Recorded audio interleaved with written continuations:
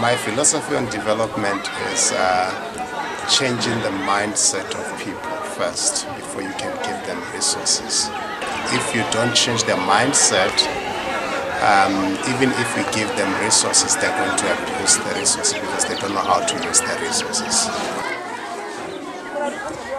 I felt it important to speak about entrepreneurship and how to go about getting into a career, because that is something that hasn't been really explored within high schools around the De Vries area. So we came in as a student organization of SIFE, Students in Free Enterprise, to kind of collaborate with WITS volunteers and come up with an initiative that could better the students of Nakedi High.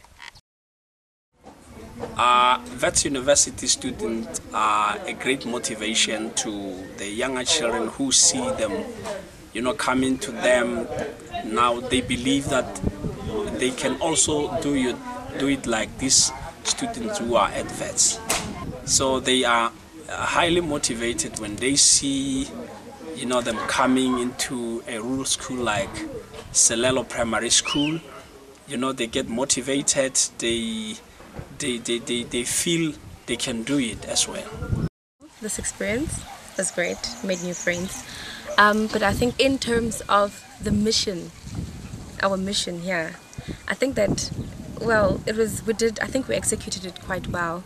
But then I think that I've realized certain things actually that we probably should have done more, or maybe we should do more if we come back, I think that the most important thing, or the one thing that we haven't really addressed very well, is an issue about funding. That how do these students, after leaving matric, or when thinking about leaving matric, how will they fund their studies?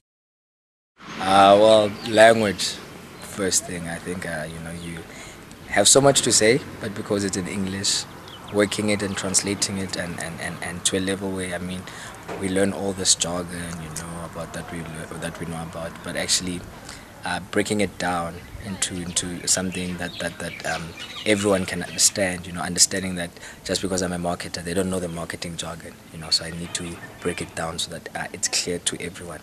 Sometimes I think we get too lost in our ways and what we know, but as a marketer, I think I've bettered my skills, because now I understand that my message needs to be understood not by me, but by the person that is intended for. Where, when we're in high school or primary school, it's such a small community and you only really get exposed to people who sort of think like you.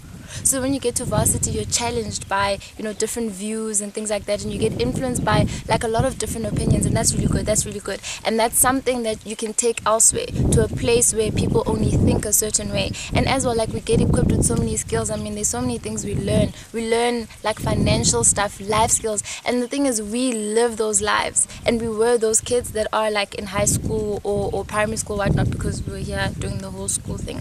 So for me, it's just about transferring those skills. What helps them a lot is that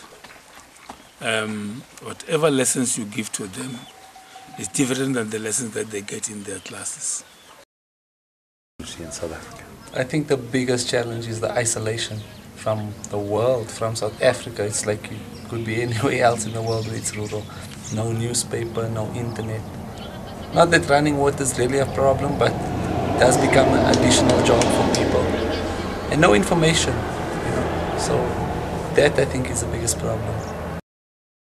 And being here, I'm experiencing their experiences of day-to-day life. But having to fetch water meters, if not a few kilos away from home, and actually not having it in a wheelbarrow or something to move it around in, but having to actually physically move it yourself, that really taught me that life here is quite it's not exactly a cup of coffee.